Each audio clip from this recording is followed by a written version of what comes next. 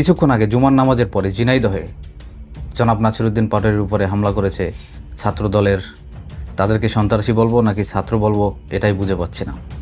যাই হোক, তারা নাসিরউদ্দিন পাটোয়ারির উপরে হামলা করেছে এবং কয়েকজন আহত হয়েছেন, বেশ কয়েকজন হাসপাতালেও ভর্তি হয়েছেন। সো এই ধরনের কর্মকাণ্ড, যেখানে বর্তমানে বাংলাদেশের আইনশৃঙ্খলার খুব অবনতি, আইনশৃঙ্খলার এখন একটা চরম পর্যায়ে, সেখানে বিরোধী মতের উপরে দমন, বিরোধীদের কণ্ঠ রোধ করার যে একটা অপচেষ্টা, এইটা আসলেই খুব ভালো কিছু না।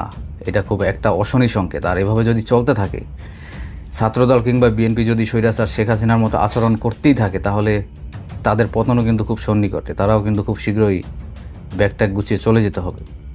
সো এইভাবে নাসিরউদ্দিন পাটোয়ারির উপরে হামলা করা মানে পুরো একটা প্রজন্মের উপর হামলা করা। নাসিরউদ্দিন পাটোয়ারি কিন্তু একা না। নাসিরউদ্দিন পাটোয়ারি পুরো এই প্রজন্মের কথা বলেন। নাসিরউদ্দিন পাটোয়ারি পুরো বাংলাদেশের মানুষের পক্ষ হয়ে কথা বলেন।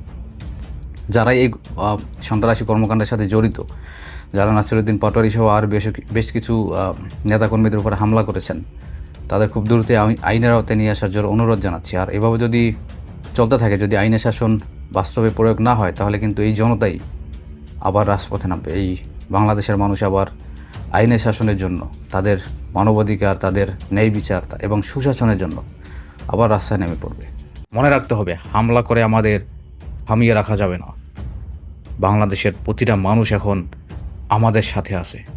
সো এখনও সময় আছে। আপনারা ছাত্রদলের ভাইয়েরা ছাত্রলীগের রূপ নিয়েন না, ছাত্রলীগের পথে হাঁটেন না। যদি হাঁটেন, আপনাদের অবস্থা কিন্তু খুব শীঘ্রই ছাত্রলীগের চেয়েও ভয়াবহ হবে। সো ভালো থাকবেন, সবাই সুস্থ থাকবেন। আসসালামু আলাইকুম। ইনকিলাব জিন্দাবাদ।